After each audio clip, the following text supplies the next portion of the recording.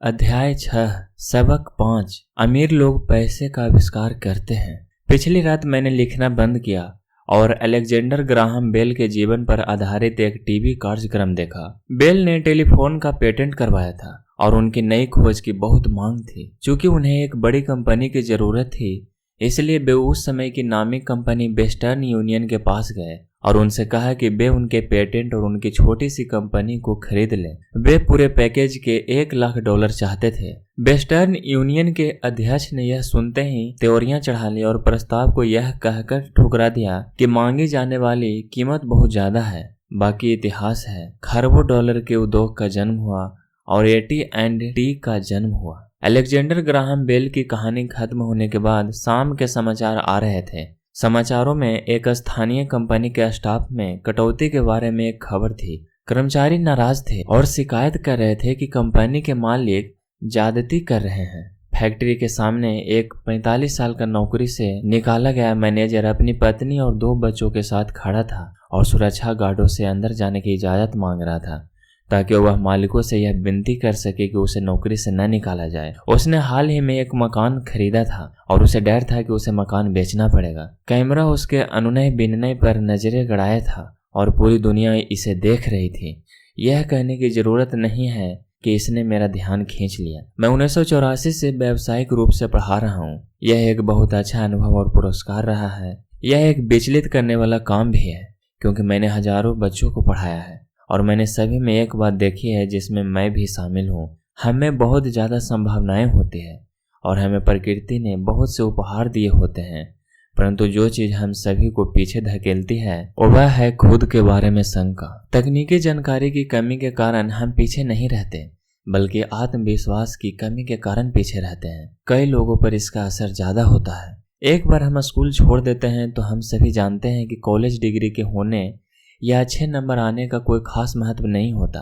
शैक्षणिक माहौल के बाहर असली जिंदगी में अच्छे नंबरों से ज्यादा महत्वपूर्ण चीज की जरूरत होती है। इसे गट्स, बहादुरी, चालाकी, साहस, निरंतरता, प्रतिभा, जोखिम लेने की क्षमता इत्यादि के नाम से पुकारा जाता है। यह तत्व, चाहे इसे किसी भी नाम से पुकारा जाए, कुल मिलाकर हमारे भविष्य पर स्कूल के नंबरों से ज्यादा असर डालता है। हम सभी के भीतर एक बहादुर, प्रतिभाशाली और जोखिम लेने वाला चरित्र मौजूद होता है, परंतु हम सभी के भीतर चरित्र का एक दूसरा पहलू भी होता है जो अपने घुटने टेक कर जरूरत पड़ने पर भीख भी मांग सकता है। मरीन कॉर्प्स के पायलट के रूप में वियतनाम में 1 साल रहने के बाद मुझे अपने भीतर छुपे इन दोनों चरित्रों के बारे में अंतरंग जानकारी मिली। दोनों में से किसी को भी बुरा नहीं कहा जा सकता है, परंतु एक अध्यापक के रूप में मैंने यह जाना कि आदमी की प्रतिभा के सबसे बड़े दुश्मन हैं बहुत ज्यादा डर और खुद की क्षमताओं के बारे में शंका। यह देखकर मुझे दुख होता था कि कई विद्यार्थी जवाब जानते थे परंतु उनमें जवाब देने की हिम्मत नहीं थी। असली जिंदगी में स्मार्ट लोग आगे नहीं बढ़ पाते हैं, बहादुर लोग आगे बढ़ जाते हैं। मेरे अपने अनुभव में आपके फाइनेंशियल जीनियस के लिए तकनीकी ज्ञान भी जरूरी है और साहस भी। अगर आपको बहुत ज्यादा डर लगता है तो आपकी प्रतिभा का दमन होता है। मेरी कक्षाओं में मैं विद्यार्थियों को बहुत प्रेरित करता हूं कि वे खतरे लेना सीखें, बहादुर बने और अपनी प्रतिभा के द्वारा अपने डर को ताकत और चतुराई में बदल लें। कुछ लोगों के लिए यह सिद्धांत काम करता है जबकि कईयों को यह डरावना लगता है। मैंने यह भी जाना है कि ज़्यादातर लोग पैसे के बारे में बहुत सुरक्षित खेल खेलना पसंद करते हैं। मैंने ऐसे सवाल भी सुने हैं, जोखिम क्यों लिए जाएं, अपने फाइनेंशियल IQ को विकसित करने का झंझट क्यों उठाया जाए, मैं पैसे की समझ क्यों विकसित करूं? और मैं जवाब देता हूं केवल इसलिए ताकि आपके पास ज्यादा विकल्प हो। हमारे आगे बहुत बड़े परिवर्तन खड़े हुए हैं। जिस तरह मैंने इस अध्याय के शुरू में युवा आविष्कारक अलेक्जेंडर ग्राहम बेल की कहानी बताई थी, आगे आने वाले सालों में उनकी तरह के कई और लोग होंगे। बिल गेट्स की तरह के सैकड़ों लोग होंगे और दुनिया भर में हर साल माइक्रोसॉफ्ट जैसी बहुत सी अत्यधिक सफल कंपनियां बनेगी और दिवालियापन, कंपनी बंद होने, स्टाफ निकालने की बहुत सी घटनाएं भी होगी। तो आपको फाइनेंशियल IQ विकसित करने के झंझट में क्यों पड़ना चाहिए? इसका जवाब कोई और नहीं दे सकता, आप खुद दे सकते हैं। परंतु मैं आपको बता सकता हूं कि मैं ऐसा क्यों करता हूं। मैं इसलिए ऐसा करता हूं क्योंकि आज का युग सबसे बड़ा रोमांचकारी युग है। मैं चाहता हूं कि मैं परिवर्तन से डरने के बजाय उसका स्वागत कर सकूं। मैं चाहता हूं कि मैं लाखों करोड़ों बनाने के बारे में रोमांचित रहूं, न कि सिर्फ अपनी तनख्वाह बढ़ने के बारे में। आज का युग सर्वाधिक रोमांचकारी समय है जो दुनिया के इतिहास में अभूतपूर्व है।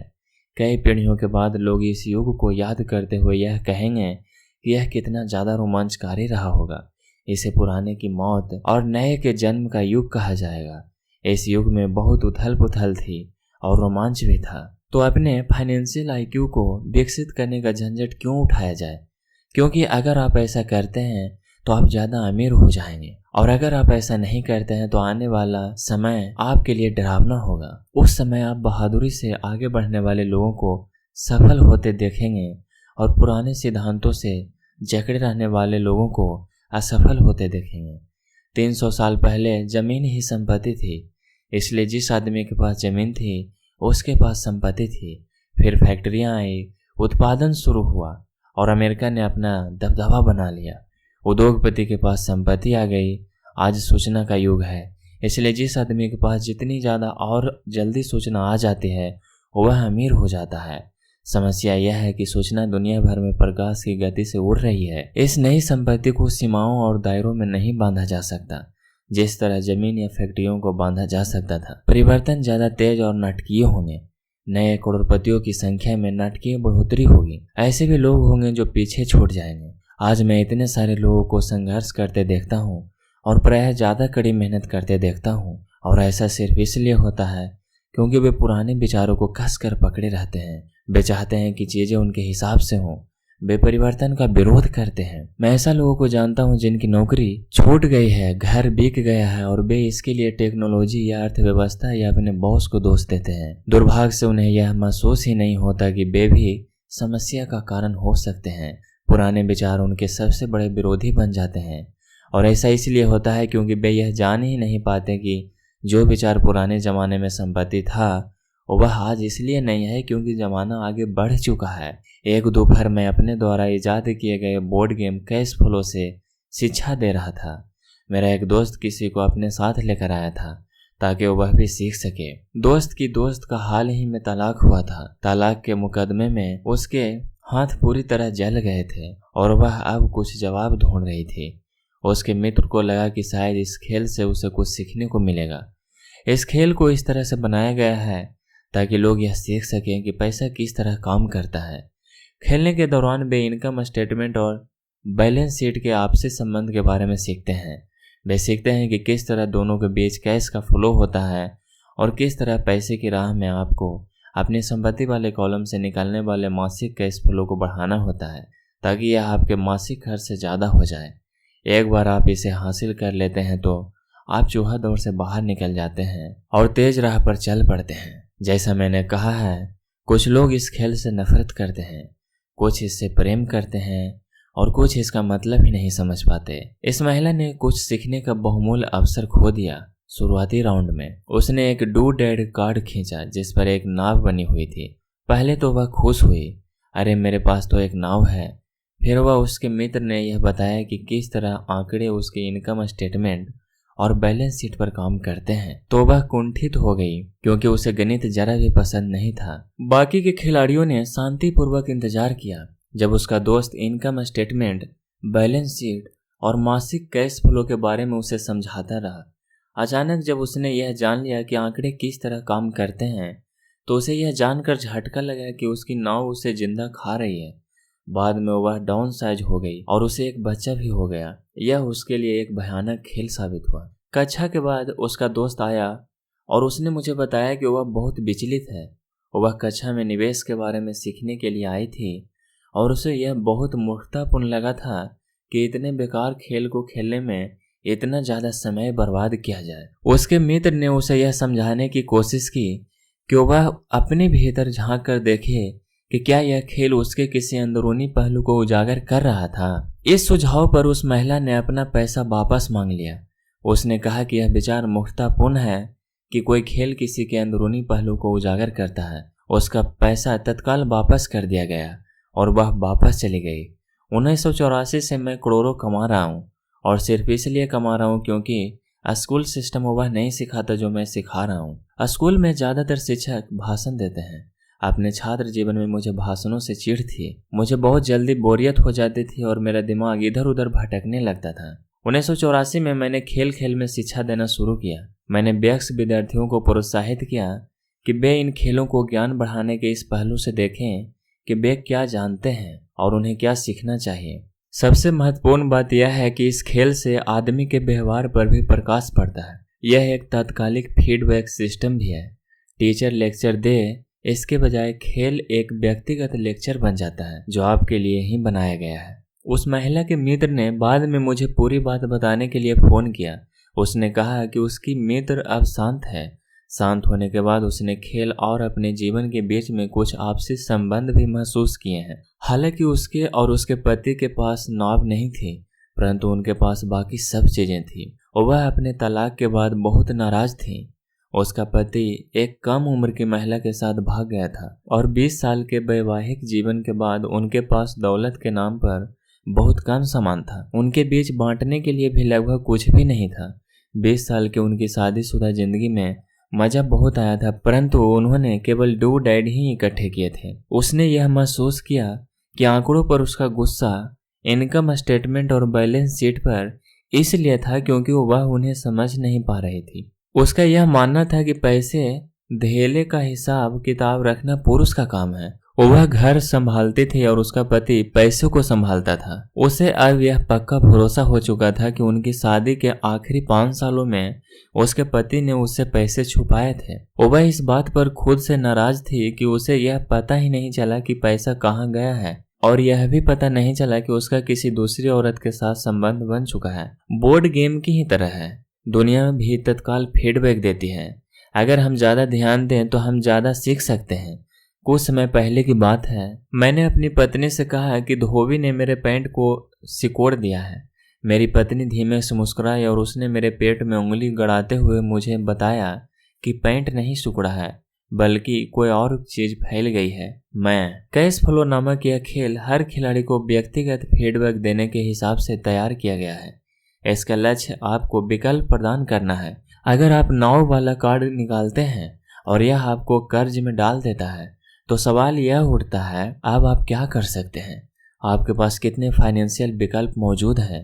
यही खेल का लक्ष्य है, खिलाड़ियों को सोचना सिखाना ताकि वे नए और बहुत से फाइनेंशियल विकल्प बना सकें। मैंने 1000 से ज्यादा लोगों को यह खेल खेलते देखा है। वे लोग जो इस खेल की चूहा दौड़ से सबसे जल्दी निकल जाते हैं, उन्हें अंकों की समझ होती है और उनके पास रचनात्मक फाइनेंशियल दिमाग होता है। वे बहुत से फाइनेंशियल विकल्पों को देख सकते हैं। जिन लोगों को सबसे ज्यादा समय लगता है वैसे लोग होते हैं जिन्हें अंकों की समझ नहीं होती और जिन्हें प्रायः निवेश की ताकत का एहसास नहीं होता।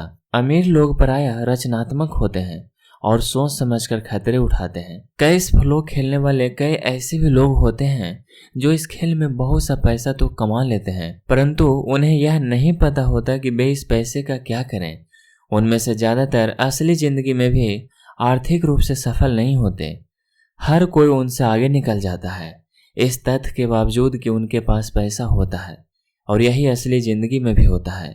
ऐसे बहुत से लोग हैं जिनके पास बहुत सा पैसा होता है और फिर भी वे आर्थिक रूप से आगे नहीं बढ़ पाते। अपने विकल्पों को सीमित कर लेना पुराने विचारों से चिपके रहने की ही तरह है। हाई स्कूल के समय का मेरा एक दोस्त अभी 3 नौकरियां कर रहा है। 20 साल पहले वह मेरे सभी सहपाठियों में सबसे अमीर हुआ करता था।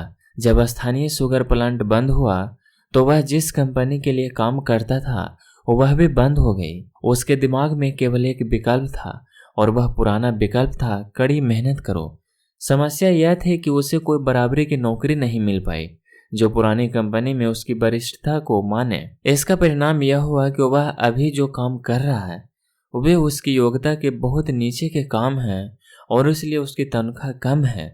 उसे जिंदा रहने के लिए जितना पैसा चाहिए उतना कमाने के लिए उसे 3 नौकरियां करनी पड़ रही है। मैंने कैश फ्लो खेलने वाले लोगों को यह शिकायत करते सुना है कि सही मौका देने वाले कार्ड उनके पास नहीं आ रहे हैं, इसलिए वे जहां के तहां बैठे रहते हैं। मैं ऐसे लोगों को जानता हूं जो असली जिंदगी में भी ऐसा ही करते हैं। वे बैठकर सही मौके के आने का इंतजार करते हैं। मैंने लोगों को सही मौके वाले कार्ड का इंतजार करते देखा है और फिर उनके पास पर्याप्त पैसा नहीं होता, फिर वे यह शिकायत करते हैं कि अगर उनके पास ज़्यादा पैसा होता तो वे चूहा दौड़ से बाहर निकल सकते थे, इसलिए वे वहीं बैठे रहते हैं। मैं असली ज़िंदगी में भी ऐसे लोगों को जानता हूँ जो यही करते हैं। वे महान अवसर देखते हैं परंतु उनके पास पैसा नहीं होता, और मैं देखता हूँ कि लोग एक महान अवसर वाले कार्ड को खींचते हैं, उसे जोर से पढ़ते हैं और उन्हें यह पता ही नहीं होता कि यह एक महान अवसर है। उनके पास पैसा भी होता है, समय भी होता है, समय भी सही होता है, कार्ड भी होता है, परंतु वे अवसर को नहीं देख पाते। वे यह देखने में असफल हो जाते हैं कि चूहा दौड़ से बच निकलने के लिए यह किस तरह उनकी फाइनेंशियल योजना में फिट होता है। और मेरी राय में इस तरह के लोग दूसरे सभी तरह के लोगों से ज़्यादा संख्या में होते हैं। ज़्यादातर लोगों को जिंदगी में एक बार मिलने वाला सुनहरा अवसर उनके सामने पड़ा हुआ मिलता है, परंतु वे उसे नहीं देख पाते। 1 साल बाद उन्हें इसका पता चलता है जब बाकी सभी लोग अमीर बन जाते हैं। फाइनेंशियल बुद्धि का मतलब है ज़्यादा विकल्प होना। अगर अवसर आपके सामने नहीं आ रहे हैं तो आप अपनी आर्थिक स्थिति सुधारने के लिए क्या कर सकते हैं। अगर कोई अवसर आपकी गोद में आ रहा है और आपके पास पैसा नहीं है और बैंक वाले आपको उधार नहीं दे रहे हैं तो आप उस अवसर से कैसे लाभ उठा सकते हैं। अगर आपका अनुमान गलत है और अगर आप जिसकी उम्मीद करते हैं वह नहीं होता है तो आप किस तरह एक नींबू को लाखों में बदल सकते हैं। यही फाइनेंशियल बुद्धि है। क्या होता है इससे हमारा ज़्यादा सरोकार नहीं है, बल्कि आप एक नींबू को लाखों में बदलने के लिए कितने अलग अलग तरह के आर्थिक समाधान खोज सकते हैं। इसका मतलब है कि आप अपनी पैसे की समस्याओं को सुलझाने में कितने रचनात्मक हैं। ज़्यादातर लोग केवल एक समाधान जानते हैं, कड़ी मेहनत करो, बचत करो और उधार लो। तो आपको अपनी फाइनेंशियल बुद्धि क्यों बढ़ानी चाहिए? क्योंकि आप उस तरह के इंसान होना चाहते हैं जो अपनी किस्मत खुद बनाता हो। आप जो होता है होने देते हैं और उसे बेहतर में बदलने की क्षमता रखते हैं। बहुत कम लोग यह समझ पाते हैं कि किस्मत भी हम ही बनाते हैं, जिस तरह की पैसा बनाया जाता है। अगर आप ज़्यादा किस्मत वाला होना चाहते हैं और ज़्यादा पैसा बनाना चाहते हैं तो कड़ी मेहनत करने के अलावा आपकी फाइनेंशियल बुद्धि महत्वपूर्ण है। अगर आप उस तरह के आदमी हैं जो सही चीज़ होने का इंतज़ार करता है तो शायद आपको बहुत लंबे समय तक इंतज़ार करना पड़ेगा। यह तो उसी तरह की बात हो गई कि आप गैरेज से गाड़ी निकालने के पहले यह सुनिश्चित करना चाहें कि अगले 5 मील तक भी सभी स्ट्रीट लाइट्स हरी हों। जब हम छोटे थे तो अमीर डैडी माइक और मुझे लगातार यह बताते थे, पैसा असली नहीं है। अमीर डैडी हमें बार बार यह याद दिलाया करते थे कि जब हमने प्लास्टर ऑफ पेरिस से सिक्के ढाले थे तो हम पैसे के रहस्य के सबसे करीब आ गए थे, क्योंकि हम पैसा बना रहे थे। गरीब और मध्य वर्ग पैसे के लिए काम करते हैं। उनका कहना था, अमीर लोग पैसे बनाते हैं, आप धन को जितना असली समझेंगे आप उसके लिए उतनी ही ज़्यादा मेहनत से काम करेंगे। अगर आप इस विचार को मन में उतार लें कि पैसा असली चीज़ नहीं है तो आप ज़्यादा तेज़ी से अमीर बन सकते हैं। अगर पैसा असली चीज़ नहीं है तो फिर क्या है? माइक और मैं उनसे यह सवाल पूछते थे। पैसा वह है जिसके बारे में हम सहमत हो जाएं। अमीर डैडी इतना ही जवाब देते थे। हमारे पास जो इकलौती सबसे शक्तिशाली पूंजी है वह है हमारा दिमाग। अगर इसे अच्छी तरह प्रशिक्षित कर दिया जाए तो यह एक पल में ढेर सारी दौलत बना सकता है। इतनी दौलत जो 300 साल पहले के राजाओं और रानियों ने सपने में भी नहीं देखी होगी। एक अप्रशिक्षित व्यक्ति बहुत ज़्यादा गरीबी भी बना सकता है और जो पीढ़ी दर पीढ़ी चलने के कारण कई पीढ़ियों तक बनी रह सकती है। सूचना के इस युग में पैसा मिनटों में बन जाता है। कुछ लोग तो जीरो से शुरू करके अविश्वसनीय रूप से अमीर हो जाते हैं और इसके लिए वे केवल कुछ विचारों और अनुबंधों का सहारा लेते हैं। आपको यह बात वे लोग आसानी से बता सकते हैं जो स्टॉक मार्केट में ट्रेडिंग करते हैं या दूसरे निवेश करते हैं, क्योंकि वहाँ ऐसा अक्सर होता रहता है। कुछ नहीं से तत्काल करोड़ों बनाए जा सकते हैं और कुछ नहीं से मेरा मतलब है कि बिना पैसे के लेन देन के। यह अनुबंध के द्वारा किया जाता है। ट्रेडिंग पीठ में हाथ के एक संकेत से टोरंटो के ग्राहक के आदेश पर लिस्बन के ट्रेडर की स्क्रीन पर बत्ती जलती है और शेयर पल भर में टोरंटो पहुंच जाते हैं। 1 मिनट बाद शेयर बेचने का आदेश दिया जाता है और वे पल भर में बिक जाते हैं। इस पूरे मामले में धन का लेन देन नहीं हुआ था, अनुबंधों का हुआ था। तो अपनी फाइनेंशियल प्रतिभा क्यों विकसित करें? इसका जवाब केवल आप ही दे सकते हैं। मैं आपको बता सकता हूँ कि मैं क्यों इसे विकसित कर रहा हूँ। मैं ऐसा इसलिए करता हूँ क्योंकि मैं तेजी से धन कमाना चाहता हूँ। इसलिए नहीं कि मुझे इसकी ज़रूरत है, बल्कि इसलिए क्योंकि मैं ऐसा करना चाहता हूँ। यह सीखने की एक दिलचस्प प्रक्रिया है। मैं अपना फाइनेंशियल IQ इसलिए विकसित करता हूँ क्योंकि मैं दुनिया के सबसे तेज और सबसे बड़े खेल में भाग लेना चाहता हूँ, और अपने छोटे तरीकों से मैं मानवता के अभूतपूर्व विकास का हिस्सा होना चाहता हूँ। एक ऐसे युग का जहाँ इंसान विशुद्ध रूप से केवल अपने दिमाग से काम करते हैं, शरीर से नहीं। इसके अलावा यहाँ ज़्यादा रोमांच है, यहाँ पैसा है, यहाँ डर है, यहाँ आनंद है। इसलिए मैं अपनी फाइनेंशियल बुद्धि में निवेश करता हूँ और अपनी सबसे शक्तिशाली संपत्ति को विकसित करता हूँ। मैं बहादुरी से आगे बढ़ने वाले लोगों के साथ होना चाहता हूँ। मैं पीछे रह जाने वाले लोगों के साथ नहीं होना चाहता हूँ। मैं पैसे बनाने का एक आसान उदाहरण देना चाहता हूँ। 1990 के दशक की शुरुआत में फिनिक्स की अर्थव्यवस्था बहुत बुरी थी। मैं good morning America TV serial देख रहा था जब एक फाइनेंशियल प्लानर आया और उसने निराशावादी भविष्यवाणी करना शुरू कर दिया। उसकी सलाह थी, पैसे बचाओ, हर महीने $100 बचाओ और 40 सालों में आप भी करोड़पति बन सकते हैं। खैर, हर महीने निश्चित रकम बचाना भी एक अच्छा विचार है। यह एक विकल्प है, एक ऐसा विकल्प जिसे बहुत से लोग मान लेंगे। समस्या यह है कि ऐसा करने से आदमी यह नहीं जान पाता कि उसके आसपास क्या हो रहा है। वे अपने पैसे में ज्यादा महत्वपूर्ण बढ़ोतरी के बड़े मौकों का फायदा नहीं उठा पाते। दुनिया उनके पास से गुजरकर आगे बढ़ जाती है। जैसा मैंने कहा, अर्थव्यवस्था उस समय बहुत बुरे हाल में थी। निवेशकों के लिए यह एक आदर्श बाजार स्थिति थी। मेरा काफ़ी पैसा उस समय स्टॉक मार्केट और अपार्टमेंट हाउसेस में फंसा हुआ था।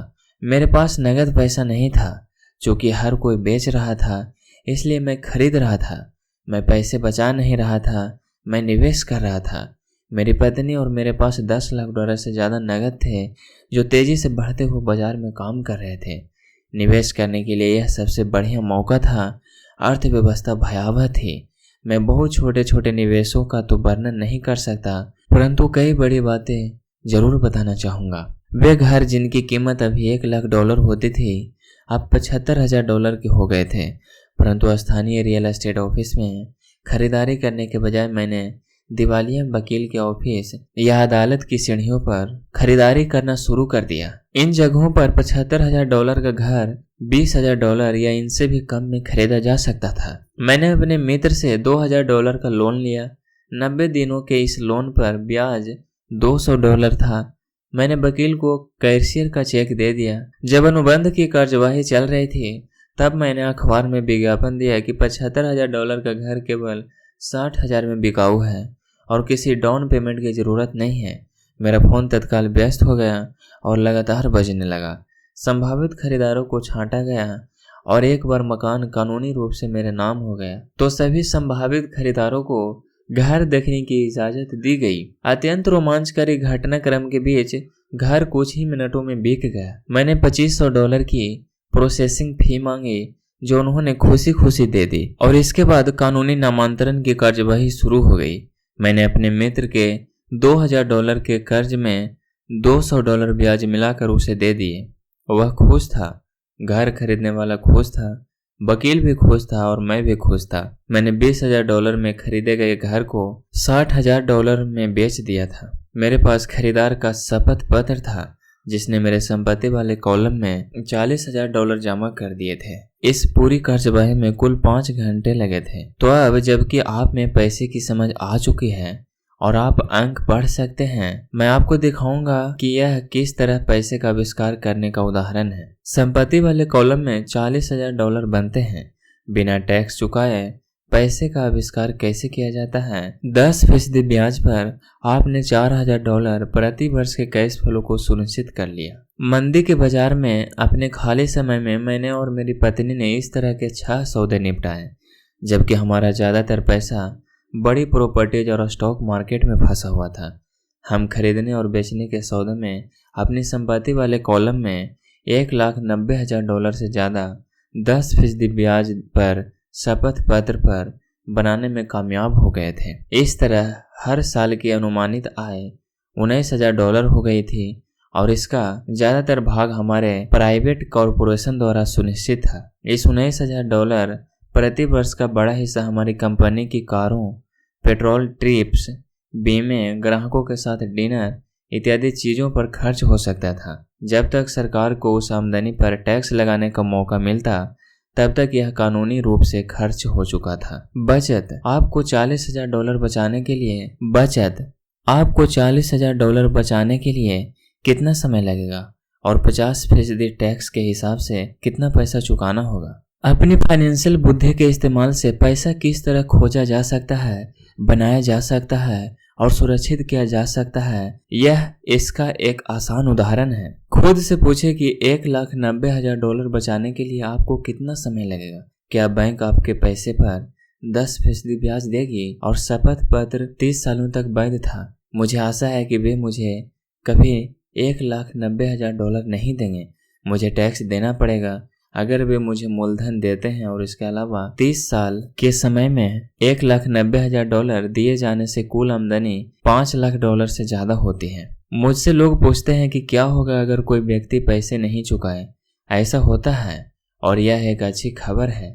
1994 से 1997 तक फिनिक्स रियल एस्टेट बाजार देश में सबसे ज्यादा गर्म बाजार साबित हुआ है। उस $60,000 के घर को दोबारा $70,000 में बेचा जा सकता है और एक बार फिर से $2,500 प्रोसेसिंग फीस के रूप में वसूल किए जा सकते हैं। नए खरीदार के लिए भी यह मुफ्त का सौदा होगा और यह प्रक्रिया चलती रह सकती है। जब मैंने पहली बार घर बेचा था तो मैंने केवल $2,000 खर्च किए थे। तकनीकी दृष्टि से इस सौदे में मेरा एक भी पैसा खर्च नहीं हुआ था।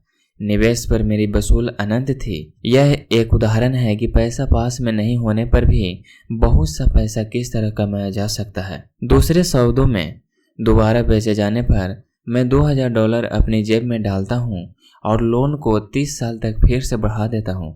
निवेश पर मेरी वापसी क्या होगी अगर मैं बिना पैसा के पैसे बनाता हूँ, मैं नहीं जानता, परंतु यह $100 हर महीने बचाने से बेहतर तो है ही। $100 हर महीने दरअसल $150 प्रति माह की रकम है, क्योंकि 40 साल तक इस पर 5% का टैक्स लग चुका है और एक बार फिर आप पर 5% टैक्स लगता है। यह करना बहुत बुद्धिमानी की बात नहीं है।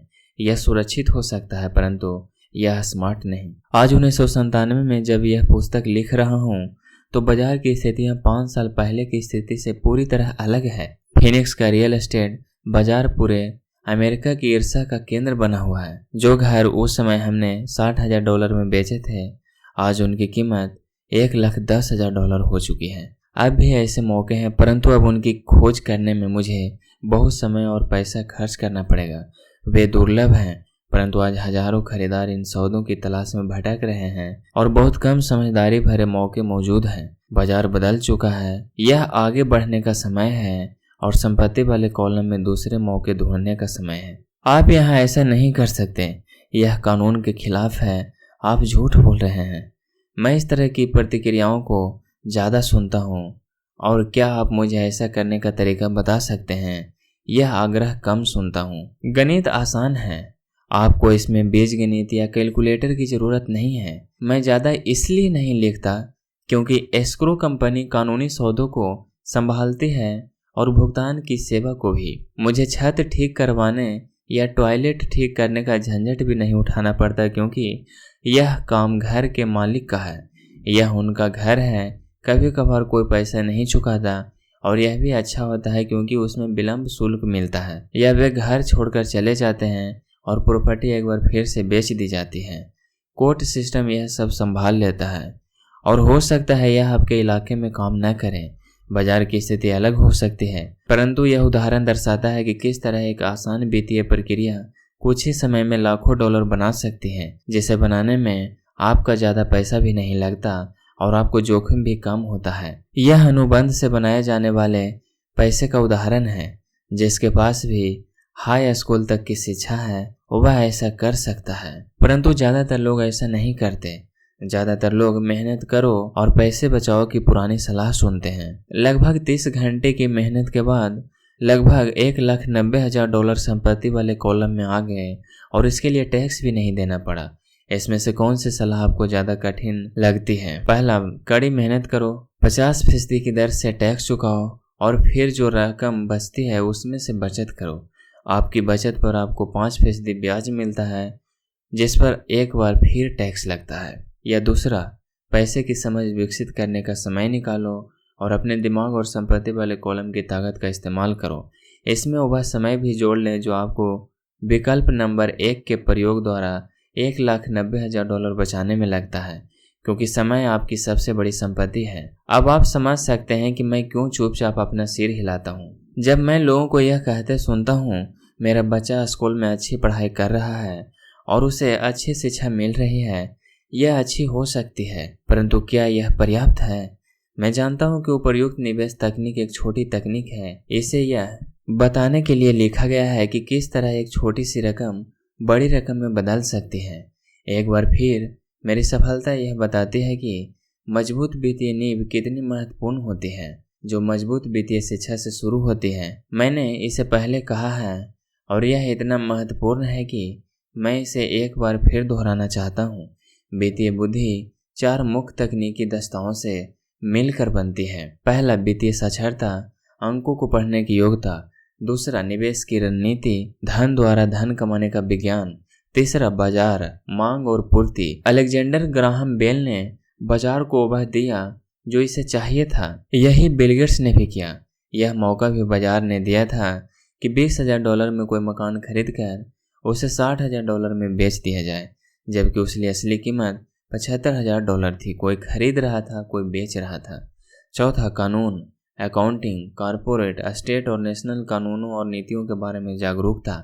मैं नियमों के भीतर रहकर खेलने की सलाह देता हूँ। अगर आप पैसे का आविष्कार करना चाहते हैं तो आप में यह मूलभूत आधारशिला होनी चाहिए या इन दस्ताओं का समन्वय होना चाहिए। चाहे आप ऐसा छोटे घर, बड़े अपार्टमेंट, कंपनियां, स्टॉक, बॉन्ड, म्यूचुअल फंड, बहुमूल्य धातुएं, बेसबॉल कार्ड खरीद कर करें या इसी किस्म का कोई दूसरा कोर्स करें। 1996 तक रियल एस्टेट मार्केट सुर्खियों में था और हर कोई इसमें जा रहा था। स्टॉक मार्केट में भी बूम हो रहा था और हर कोई उसमें जा रहा था। अमेरिका की अर्थव्यवस्था अपने पैरों पर खड़ी हो रही थी। मैंने 1996 में बेचना शुरू कर दिया और मैं अब पेरू, नॉर्वे, मलेशिया और फिलीपींस की यात्रा कर रहा था। निवेश बदल गए थे। जहां तक खरीदारी का सवाल था, अब हम रियल एस्टेट बाजार से बाहर थे। जब मैं अपनी संपत्ति वाले कॉलम के भीतर आंकड़ों को बढ़कर देखता हूं और शायद इस साल के आखिर में बेचना शुरू कर दूंगा। यह कांग्रेस द्वारा पारित किए जाने वाले कानूनी परिवर्तनों पर निर्भर करता है। मैं आशा करता हूं कि 6 छोटे घरों के सौदों को बेच दूंगा और $40,000 के नोट को धन में बदल लूंगा। मुझे अपने अकाउंटेंट को बुलाकर उसे कहना पड़ेगा कि वह इतनी रकम के लिए तैयार हो जाए और इसे टैक्स से बचाने के लिए तरीके खोजें। मैं सिर्फ आपको इतनी सी बात बताना चाहता हूँ कि निवेश आते जाते रहते हैं, मार्केट घटता बढ़ता रहता है, अर्थव्यवस्थाएं सुधरती बिगड़ती रहती है। दुनिया आपको हर दिन जिंदगी के अनूठे अवसर देती रहती है, आपकी जिंदगी के हर दिन, परंतु प्रायः हम उन्हें देख नहीं पाते हैं, लेकिन वे वहाँ होते हैं। और दुनिया जितनी ज़्यादा बदलती है और टेक्नोलॉजी जितनी ज़्यादा बदलती है, आपके और आपके परिवार के लिए अस्थायी आर्थिक सुरक्षा के लिए उतने ही ज़्यादा मौके होते हैं। तो अपनी फाइनेंशियल बुद्धि को विकसित करने का झंझट क्यों उठाया जाए? एक बार फिर मैं यही कहूँगा कि आप ही इसका जवाब दे सकते हैं। मैं जानता हूँ कि मैं क्यों इसे सीखता और विकसित करता हूँ। मैं ऐसा इसलिए करता हूँ क्योंकि मुझे पता है कि परिवर्तन हो रहे हैं और होने वाले हैं। मैं परिवर्तनों का स्वागत करना चाहता हूँ और अतीत से चिपके नहीं रहना चाहता हूँ। मैं जानता हूँ कि मार्केट में ज्वार आएगा और मार्केट में भाटा भी आएगा। मैं लगातार अपनी फाइनेंशियल बुद्धि को विकसित करना चाहता हूँ क्योंकि मार्केट में हर परिवर्तन पर कुछ लोग अपनी नौकरियों के लिए अपने घुटने टेक कर भीख मांगेंगे। इसी समय कई दूसरे लोग जिंदगी द्वारा दिए गए नींबुओं को लेकर उन्हें करोड़ों में बदल लेंगे। और हमें यह नहीं भूलना चाहिए कि हमें कभी कभार जिंदगी नींबू दे देती है। यही फाइनेंशियल बुद्धि है। मुझसे अक्सर पूछा जाता है कि मैंने नींबुओं को किस तरह करोड़ों में बदला है। व्यक्तिगत रूप से मैं व्यक्तिगत निवेशों के कई और उदाहरण देने में झिझकता हूँ। मैं इसलिए झिझकता हूँ क्योंकि मुझे डर है कि मुझे बड़बोला या अपनी सेखी बखारने वाला कहा जाएगा। यह मेरा इरादा नहीं है। मैं सिर्फ इसलिए उदाहरण देता हूँ ताकि उसके अंकों और समयावधि से सच्ची और आसान घटनाओं को बताया जा सके। मैं उदाहरण इसलिए देता हूँ ताकि आपको यह बता सकूं कि यह आसान है, यह ज़्यादा आसान है अगर आप फाइनेंशियल बुद्धि के 4 स्तंभों के जानकार हैं। व्यक्तिगत रूप से मैं फाइनेंशियल बुद्धि के लिए 2 मुख्य साधनों का इस्तेमाल करता हूँ, रियल एस्टेट और छोटे स्टॉक्स। मैं रियल एस्टेट को अपनी नींव की तरह इस्तेमाल करता हूँ। हर दिन मेरी प्रॉपर्टीज कैश फ्लो प्रदान करती है और उनका मूल्य बढ़ता जाता है। छोटी पूंजी के स्टॉक्स को तेज बढ़ोतरी के लिए इस्तेमाल किया जाता है। मैं अपने द्वारा की गई हर चीज की अनुशंसा नहीं करता। उदाहरण केवल उदाहरण ही है। अगर अवसर बहुत जटिल है और मैं निवेश को नहीं समझ पाता हूँ तो मैं निवेश नहीं करता हूँ। पैसे के बारे में निर्णय लेने में हमें केवल साधारण गणित और कॉमन सेंस की जरूरत होती है। उदाहरणों का प्रयोग निम्न 5 कारणों से किया जाता है। पहला, लोगों को ज़्यादा सीखने के लिए प्रेरित करने के लिए। दूसरा, लोगों को यह बताने के लिए कि अगर नींबू मजबूत है तो पैसे का महल बनाया जाता है। तीसरा, यह बताने के लिए कि कोई भी ढेर सारा पैसा बना सकता है। चौथा, यह दिखाने के लिए कि आपके लक्ष्यों को हासिल करने के करोड़ों तरीके हैं। पांचवा, यह बताने के लिए कि यह कोई रॉकेट विज्ञान नहीं है। 1989 में मैं ओरेगोन के पोर्टलैंड में एक खूबसूरत जगह पर जॉगिंग किया करता था। यह एक उपनगर था जहां छोटे छोटे घर बने हुए थे। वे छोटे और सुंदर थे। हर कहीं मुझे बिकाऊ है के बोर्ड दिखते थे। टिम्बर मार्केट का बुरा हाल था, स्टॉक मार्केट में क्रैश हुआ था और अर्थव्यवस्था में मंदी थी। एक सड़क पर मैंने एक बिकाऊ है का बोर्ड देखा जो वहां काफी लंबे समय से लगा हुआ था। यह पुराना दिख रहा था। एक दिन इसके पास से जॉगिंग करते समय मेरी मुलाकात इसके मालिक से हो गई, जो परेशान दिख रहा था। मैंने पूछा, आपने अपने घर की क्या कीमत लगाई है? मालिक घूमा और कमजोर मुस्कुराहट के साथ कहा, आप कीमत लगा लें, यह 1 साल से ज्यादा समय से बिकाऊ है और अब तक कोई इसे देखने तक नहीं आया है। मैं इसे देखता हूँ, मैंने कहा, और आधा घंटे बाद मैंने इसे $20,000 में खरीद लिया, जो उसके द्वारा मांगी गई कीमत से कम थी। यह 2 बेडरूम का छोटा सा सुंदर घर था जिसकी खिड़कियों पर जिंजर ब्रेड का ट्रिम था। यह 1930 में बना था और इसका रंग हल्का नीला था। अंदर एक सुंदर चट्टानी अंगीठी थी और छोटे छोटे 2 बेडरूम थे। यह किराए पर देने के लिए एक आदर्श घर था। मैंने मालिक को $45,000 के घर के लिए $5,000 नकद दिए, जिसकी असली कीमत $65,000 होगी। परंतु दिक्कत सिर्फ इतनी थी कि इसे कोई खरीदना नहीं चाहता था। मालिक ने 1 हफ्ते में इसे खाली कर दिया और वह इससे पीछा छुड़ाकर खुश हुआ। मेरा पहला किराएदार वहां आ गया, जो एक स्थानीय कॉलेज में प्रोफेसर था। मॉर्टगेज खर्च और मैनेजमेंट फीस चुकाने के बाद हर महीने के आखिर में मेरी जेब में $40 आते थे, जो बहुत बड़ी रकम नहीं थी। 1 साल बाद ओरेगोन का रियल एस्टेट बाजार मंदी से उबर आया और बढ़ने लगा। कैलिफोर्निया के निवेशकों के पास अपने रियल एस्टेट मार्केट की तेजी का बहुत सा पैसा था और अब वे उत्तर दिशा में आकर ओरेगन और वाशिंगटन में खरीदारी कर रहे थे। मैंने उस छोटे घर को कैलिफोर्निया से आए एक युवा दंपति को $95,000 में बेच दिया, जिन्हें यह बहुत सस्ता सौदा लग रहा था। इस सौदे में मुझे लगभग $40,000 का कैपिटल गेन हुआ, जो मैंने 1031 के टैक्स विहीन एक्सचेंज में रख दिए और मैं अपने पैसे को लेकर कोई बड़ी प्रॉपर्टी खरीदने चल दिया। 1 महीने में मुझे बिबर्टन ओरेगन में इंटेल प्लांट के पास एक 12 यूनिट का अपार्टमेंट मिल गया। उसके मालिक जर्मनी में रहते थे और उन्हें इसकी कीमत का अंदाजा ही नहीं था, और एक बार फिर वे इससे पीछा छुड़ाना चाहते थे। $4.5 लाख की इमारत के लिए $2,75,000 का प्रस्ताव दिया। वे $3 लाख पर मान गए। मैंने इसे खरीद लिया और इसे 2 साल तक अपने पास रखा। फिर उसी 1031 एक्सचेंज प्रक्रिया का फायदा उठाते हुए मैंने उस इमारत को $4,95,000 में बेच दिया और एरिजोना फिनिक्स में एक 30 यूनिट का अपार्टमेंट खरीद लिया। तब तक हम फिनिक्स चले गए थे और हमें वैसे भी इसे बेचना था। पहले जो हाल ओरेगन के बाजार का था, वही मंदी का माहौल फिनिक्स के रियल एस्टेट मार्केट में देखने को मिला। फिनिक्स में 30 यूनिट के अपार्टमेंट इमारत की कीमत $8,75,000 थी, जिसमें से $2,25,000 डाउन पेमेंट था। 30 यूनिटों से आने वाला कैश फ्लो $5,000 प्रति माह से कुछ ज्यादा था। एरिजोना का बाजार भी बढ़ने लगा और 1996 में एक कोलोरेडो के निवेशक ने हमें उस प्रॉपर्टी के लिए $12 लाख देने का प्रस्ताव रखा। मेरी पत्नी और मैं बेचने पर विचार कर रहे थे, परंतु हमने यह देखने का इंतजार किया कि क्या कांग्रेस कैपिटल गेन कानूनों में परिवर्तन करेगी। अगर वह परिवर्तन करती है तो प्रॉपर्टी की कीमत 15 से 20% तक बढ़ जाएगी।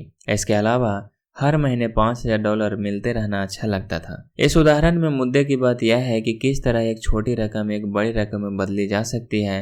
एक बार फिर मैं यह कहना चाहता हूँ कि इसके लिए फाइनेंशियल स्टेटमेंट्स, निवेश की रणनीति, बाजार की समझ और कानूनों की जानकारी होना जरूरी है। अगर लोन इन विषयों के बारे में जानकारी नहीं रखते हैं तो स्पष्ट रूप से वे स्टैंडर्ड सलाह का पालन करेंगे जो कहते हैं कि सुरक्षित खेल खेलना चाहिए और सुरक्षित निवेशों में पैसा लगाना चाहिए। सुरक्षित निवेशों के साथ समस्या यह है कि वे अक्सर बहुत कम मुनाफा देते हैं। उन्हें इतना सुरक्षित बना दिया जाता है कि उनसे मिलने वाला मुनाफा कम हो जाता है। ज़्यादातर बड़े ब्रोकरेज हाउसेस जोखिम भरे सौदों से बचते हैं ताकि वे खुद की और अपने ग्राहकों की सुरक्षा कर सके, और यह नीति समझदारी की भी है। असली गर्म सौदे नौसिखियों को नहीं दिए जाते।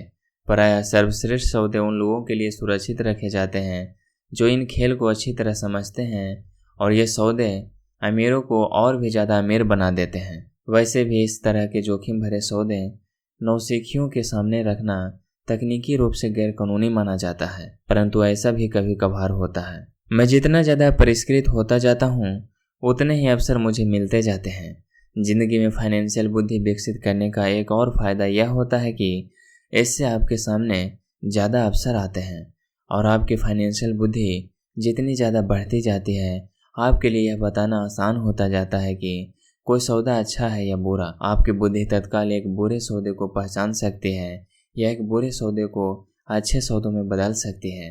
मैं जितना ज़्यादा सीखता हूँ और सीखने के लिए अभी बहुत कुछ बाकी है, मैं उतना ही ज़्यादा पैसा सिर्फ इसलिए कमाता हूँ क्योंकि समय के साथ साथ मेरा अनुभव और बुद्धि बढ़ती जाती है। मेरे कुछ दोस्त अब भी सुरक्षित खेल खेल रहे हैं और अपने प्रोफेशन में कड़ी मेहनत कर रहे हैं, परंतु उनकी फाइनेंशियल बुद्धि विकसित नहीं हो पाई है, जिसे विकसित होने में बहुत समय लगता है। मेरी कुल जमा फिलॉसफी है अपनी संपत्ति वाले कॉलम में बीज बोना। यह मेरा फॉर्मूला है। मैं छोटे पैमाने पर शुरू करता हूँ और बीज बोता हूँ।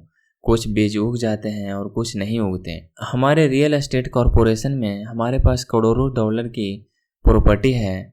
यह हमारा अपना REIT यानी रियल एस्टेट इन्वेस्टमेंट ट्रस्ट है। अब मैं आपको यह पते की बात बताना चाहता हूँ कि इन करोड़ों में से कई प्रॉपर्टीज तो $5000 से $10,000 के बीच से शुरू हुई थी। नगद पैसे से खरीदी गई यह प्रॉपर्टी खुशकिस्मती से तेजी से बढ़ते बाजार में ज़्यादा कीमती हो गई थी और टैक्स से मुक्त रहते हुए इन्हें खरीदा और बेचा गया था, और ऐसा कई सालों तक किया गया था। हमारा एक स्टॉक पोर्टफोलियो भी है जिसे मैं और मेरी पत्नी हमारा पर्सनल म्यूचुअल फंड कहते हैं। हमारे कुछ दोस्त हमारे जैसे निवेशकों के साथ ही बिजनेस करते हैं जिसके पास हर महीने निवेश करने के लिए कुछ अतिरिक्त धन होता है।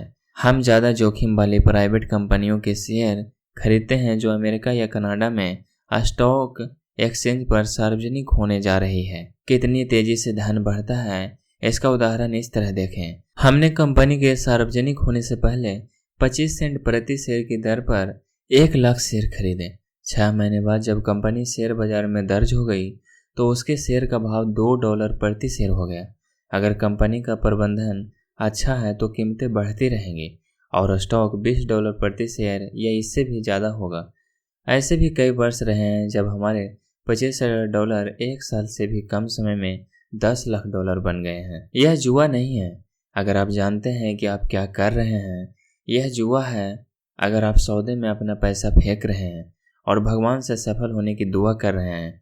आपको अपने तकनीकी ज्ञान, बुद्धि और खेल के प्रति प्रेम की ज़रूरत होगी ताकि जोखिम कम से कम रहे। वैसे जोखिम तो होता ही है, यह फाइनेंशियल बुद्धि होती है जिससे आपकी सफलता के अवसर बढ़ जाते हैं। इसी कारण जो चीज़ एक आदमी के लिए जोखिम भरी होती है वह दूसरे आदमी के लिए इतनी जोखिम भरी नहीं होती। यही वह मूल कारण है जिसकी वजह से मैं लोगों को लगातार प्रेरित करता हूँ कि वे स्टॉक, रियल एस्टेट या दूसरे बाजारों में निवेश करने के बजाय फाइनेंशियल बुद्धि में निवेश करें। आप जितने ज़्यादा स्मार्ट होंगे आपके सफल होने के अवसर उतने ही ज़्यादा स्मार्ट होंगे। मैं व्यक्तिगत रूप से जिन स्टॉक्स में निवेश करता हूँ उनमें बहुत ज़्यादा जोखिम होता है और इसलिए मैं उनकी अनुशंसा नहीं करता हूँ। मैं इस खेल को 1979 से खेल रहा हूँ और मैंने इसमें काफ़ी अनुभव हासिल कर लिया है।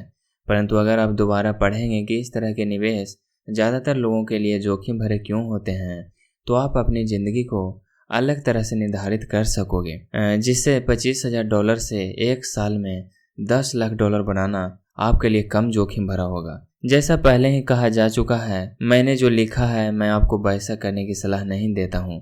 मैं सिर्फ आपको यह समझाना चाहता हूँ कि यह आसान है और संभव है। बात इतनी सी है कि औसत आदमी के लिए $1 लाख से ज़्यादा की प्रति वर्ष आय अच्छी होती है और इसे हासिल करने में ज़्यादा मेहनत भी नहीं लगती। बाजार कैसा है और आप कितने स्मार्ट हैं, इस बात पर निर्भर करता है कि आप 5 से 10 साल में ऐसा कर सकते हैं। अगर आप अपने खर्च को कम रख सकते हैं तो $1 लाख की अतिरिक्त आय आपको सुखद लगेगी, चाहे आप काम कर रहे हो या नहीं। आप चाहें तो काम कर सकते हैं या चाहें तो काम छोड़ भी सकते हैं और सरकारी टैक्स सिस्टम को अपने विरोध के बजाय अपने समर्थन में भी प्रयुक्त कर सकते हैं। मेरा व्यक्तिगत आधार रियल एस्टेट है। मैं रियल एस्टेट से प्रेम करता हूँ क्योंकि यह अस्थायी और धीमी गति से चलने वाली होती है। मैं ठोस आधार को पसंद करता हूँ। कैश फ्लो भी आमतौर पर अस्थायी होता है और अगर इसे अच्छी तरह मैनेज किया जाए तो इसकी कीमत बढ़ने की भी अच्छी संभावना होती है। रियल एस्टेट की ठोस आधारशिला होने के कारण मैं जोखिम भरे स्टॉक्स खरीदने का खतरा मोल ले सकता हूँ। अगर मुझे स्टॉक मार्केट में खासा मुनाफा होता है तो मैं मुनाफे पर कैपिटल गेंस टैक्स देता हूँ और बची हुई रकम को रियल एस्टेट में लगा देता हूँ ताकि मेरी संपत्ति की नींव और ज़्यादा मजबूत हो जाए। रियल एस्टेट पर एक और बात, मैं दुनिया भर में घूमा हूँ और मैंने हर जगह निवेश करना सिखाया है। हर शहर में मुझे यह सुनने में आया है कि रियल एस्टेट को सस्ते में नहीं खरीदा जा सकता। यह मेरा अनुभव नहीं है। न्यूयॉर्क या टोक्यो में या शहर से थोड़ा सा दूर ऐसे शानदार मौके हैं जिन्हें ज़्यादातर लोग नज़रअंदाज कर देते हैं। सिंगापुर में जहाँ अभी रियल एस्टेट में कीमतें बहुत ज़्यादा चल रही है, ऐसी बहुत सी प्रॉपर्टीज है जो चंद मिनटों की ड्राइविंग की दूरी पर है। इसलिए जब भी मैं किसी को यह कहते सुनता हूँ आप यहाँ ऐसा नहीं कर सकते, तो मैं उन्हें यह याद दिलाता हूँ कि शायद आपको यह कहना चाहिए, मैं नहीं जानता कि ऐसा कैसे किया जा सकता है। अभी तक महान अफसरों को आपकी आंखों नहीं देख सकती। महान अफसरों को आपकी आंखें नहीं देख सकती, उन्हें आपके दिमाग से देखा जा सकता है। ज़्यादातर लोग सिर्फ इसलिए अमीर नहीं बन पाते क्योंकि उन्हें यह जानने के लिए फाइनेंशियल प्रशिक्षण ही नहीं मिला होता कि वे अपने सामने पड़े हुए अवसरों को देख सकें और उन्हें पहचान सकें। मुझसे अक्सर पूछा जाता है मैं शुरुआत कैसे करूं। पिछले अध्याय में मैंने आर्थिक स्वतंत्रता की राह पर चलने वाले 10 कदमों का उल्लेख किया है, परंतु यह हमेशा याद रखें कि आपको मज़ा आना चाहिए। यह केवल एक खेल है। कई बार आप जीत जाते हैं और कई बार आपको अनुभव मिलता है, परंतु हमेशा आनंद लें। ज़्यादातर लोग कभी नहीं जीत पाते क्योंकि उन्हें हार का डर लगा रहता है। इसलिए मुझे स्कूल मूर्खतापूर्ण लगता है। स्कूल में हम सीखते हैं कि गलतियाँ बुरी बात होती हैं और गलतियाँ करने के लिए हमें सज़ा भी दी जाती है, परंतु अगर हम इंसानों की सीखने की प्रक्रिया पर नज़र डालें तो हम पाएंगे कि इंसान गलतियाँ करके ही सीखते हैं। हम गिर गिर कर ही चलना सीख पाते हैं। अगर हम कभी नहीं गिरे तो हम कभी चल नहीं पाएंगे। यही मोटरसाइकिल चलाने के बारे में भी सही है। मेरे घुटने पर अब भी चोट के निशान हैं, परंतु आज मैं बिना सोचे मोटरसाइकिल चला सकता हूँ। यही अमीर बनने के बारे में भी सही है। दुर्भाग्य से ज़्यादातर लोगों के अमीर न बन पाने का मुख्य कारण यह है कि वे हारने से डरते हैं। जीतने वाले हारने से नहीं डरते हैं, परंतु हारने वाले डरते हैं। सफलता की प्रक्रिया का एक भाग असफलता भी है। जो लोग असफलता से बचते हैं, सफलता उनसे बचती है। मैं पैसे कमाने को टेनिस के खेल की तरह मानता हूँ। मैं मेहनत से खेलता हूँ, गलतियाँ करता हूँ, गलतियाँ सुधारता हूँ और ज़्यादा गलतियाँ करता हूँ, सुधारता हूँ और इस तरह से मेरा खेल सुधरता जाता है। अगर मैं खेल में हार जाता हूँ तो मैं नेट के पास जाकर अपने विरोधी से हाथ मिलाता हूँ, मुस्कुराता हूँ और कहता हूँ अगले शनिवार को मिलेंगे। निवेशक दो तरह के होते हैं। पहले और सबसे आम तरह के निवेशक वे लोग होते हैं जो एक पैकेज में निवेश करते हैं। वे रिटेल आउटलेट में फ़ोन करते हैं, जैसे एक रियल एस्टेट कंपनी या स्टॉक ब्रोकर या फाइनेंशियल प्लानर को, और फिर वे कुछ खरीदते हैं। REIT स्टॉक या बॉन्ड हो सकता है। यह निवेश का एक अच्छा, साफ सुथरा और समान तरीका है। या उसी तरह की खरीदारी हो गई जैसे कोई ग्राहक कंप्यूटर स्टोर में जाकर सेल्फ पर रखे कंप्यूटर को खरीद ले। दूसरी तरह के निवेशक वे होते हैं जो निवेशों को बनाते हैं। इस तरह के निवेशक आमतौर पर सौदे को असेंबल करते हैं, जिस तरह कंप्यूटर इंजीनियर कंप्यूटर के पुर्जों को असेंबल करते हैं। मैं यह तो नहीं जानता कि कंप्यूटर के पुर्जों को किस तरह असेंबल किया जाता है, परंतु मैं यह जानता हूँ कि आर्थिक अवसरों के पुर्जों को किस तरह असेंबल किया जा सकता है। यह मैं ऐसे लोगों को जानता हूँ जो ऐसा कर सकते हैं। दूसरे किस्म का निवेशक ही प्रोफेशनल निवेशक होता है। कई बार तो पुर्जों को इकट्ठा करने में सालों लग जाते हैं और कई बार वे कभी इकट्ठे नहीं हो पाते। मेरे अम्मी डैडी ने मुझे दूसरे किस्म का निवेशक बनने के लिए प्रोत्साहित किया। यह सीखना महत्वपूर्ण है कि पुर्जों को किस तरह असेंबल किया जाए, क्योंकि यहीं पर भारी जीत का मौका होता है और अगर किस्मत आपके साथ न हो तो यहीं पर भारी नुकसान का खतरा होता है। अगर आप दूसरे किस्म के निवेशक बनना चाहते हैं तो आपको मुख्य रूप से 3 मुख्य दस्ताएं विकसित करने की ज़रूरत है। फाइनेंशियल बुद्धि के अलावा इन दस्ताओं की ज़रूरत होती है। पहला, किस तरह ऐसे मौके के खोजें जो दूसरों को दिखाई नहीं देता हो। दूसरे लोग अपनी आंखों से उस मौके को नहीं देख पाएंगे, पर आप अपने दिमाग से उस मौके को देख सकते हैं। उदाहरण के लिए, मेरे एक दोस्त ने एक पुराना घर खरीदा जो दिखने में बोरा सा था। हर एक को हैरत थी कि उसने इसे क्यों खरीदा, परंतु दूसरे जो नहीं देख पाए थे और जो उसने देख लिया था वह यह था कि उस घर के साथ 4 खाली जमीन के टुकड़े भी थे। उसने यह कंपनी जाकर पता कर लिया था। घर खरीदने के बाद उसने उसे तोड़ दिया और उन 5 प्लॉटों को बिल्डर को बेच दिया। इस सारे सौदों में उसे अपने मूल निवेश से 3 गुना रकम मिली। उसने 2 महीने के काम में $75,000 कमा लिए। यह बहुत ज़्यादा रकम तो नहीं है, परंतु यह न्यूनतम वेतन से तो ज़्यादा ही है और यह तकनीकी रूप से कठिन भी नहीं है। दूसरा, पैसा किस तरह जुटाया जाए। औसत आदमी बैंक जाता है, परंतु इस दूसरे किस्म के निवेशक को यह पता होना चाहिए कि पूंजी किस तरह जुटाई जाए और बिना बैंक जाए कितने तरीकों से पैसा जुटाया जा सकता है। मैंने यह सीखा कि बिना बैंक की मदद लिए घर कैसे खरीदे जा सकते हैं। घर खरीदना महत्वपूर्ण नहीं है, परंतु पैसा इकट्ठा करना बहुमूल्य कला है। अक्सर मैं लोगों को यह कहते सुनता हूँ, बैंक मुझे कर्ज नहीं दे रही है या मेरे पास इसे खरीदने के लिए पैसे नहीं हैं। अगर आप दूसरे किस्म के निवेशक बनना चाहते हैं तो आपको यह सीखने की ज़रूरत है, क्योंकि इसी कारण ज़्यादातर लोगों की परियोजनाएं ठप हो जाती हैं। दूसरे शब्दों में, ज़्यादातर लोग सिर्फ इसलिए सौदे नहीं कर पाते क्योंकि उनके पास पैसा नहीं होता। अगर आप इस बाधा को पार कर सकते हैं तो आप ऐसे लोगों से मिलो आगे होंगे जिन्होंने इन दस्ताओं को नहीं सीखा। ऐसे कई मौके आए हैं जब मैंने घर या स्टॉक या अपार्टमेंट बिल्डिंग को खरीदा है, जबकि मेरी बैंक में एक भी पाई नहीं थी। मैंने एक अपार्टमेंट हाउस को 12 लाख में खरीदा। मैंने इसके लिए एक अनुबंध किया जो खरीदार और बेचने वाले के बीच में लिखित अनुबंध था। फिर मैंने $1 लाख का डिपॉजिट इकट्ठा किया, जिससे मुझे बाकी पैसे को जुटाने के लिए 90 दिन की मोहलत मिल गई। मैंने ऐसा क्यों किया? क्योंकि मैं जानता था कि इसकी असली कीमत $20 लाख थी। मैंने इस पैसे को कभी नहीं जुटाया। इसके बजाय जिस आदमी ने मुझे $1 लाख दिए थे, उसने मुझे $50,000 दिए ताकि वह मेरी जगह पर आ जाए, और इस तरह वह मेरी जगह पर आ गया और मैं उस निवेश से बाहर निकल गया। और इस काम में मेरे कुल जमा 3 दिन लगे। एक बार फिर मैं यह कहना चाहता हूँ कि आप क्या खरीदते हैं यह महत्वपूर्ण नहीं है। महत्वपूर्ण यह है कि आप कितना जानते हैं। निवेश करना खरीदना नहीं है, यह एक ज्ञान है। तीसरा, किस स्मार्ट लोगों को संगठित किया जाए। ऐसे लोग समझदार होते हैं जो या तो अपने से ज़्यादा समझदार लोगों के साथ काम करते हैं या उन्हें काम पर रखते हैं। जब भी आपको सलाह की ज़रूरत हो तो यह सुनिश्चित कर लें कि आपका सलाहकार समझदार हो। सीखने के लिए बहुत कुछ है, परंतु इसके पुरस्कार भी बहुत कीमती हो सकते हैं। अगर आप इन दस्ताओं को नहीं सीखना चाहते हैं तो आपको पहली किस्म का निवेशक बनने की सलाह दी जाती है। आप जो जानते हैं वही आपकी सबसे बड़ी पूंजी है। आप जो नहीं जानते वही आपके सबसे बड़ा जोखिम है। जोखिम तो हमेशा रहता है, इसलिए इससे बचने के बजाय इसे मैनेज करना सीखें।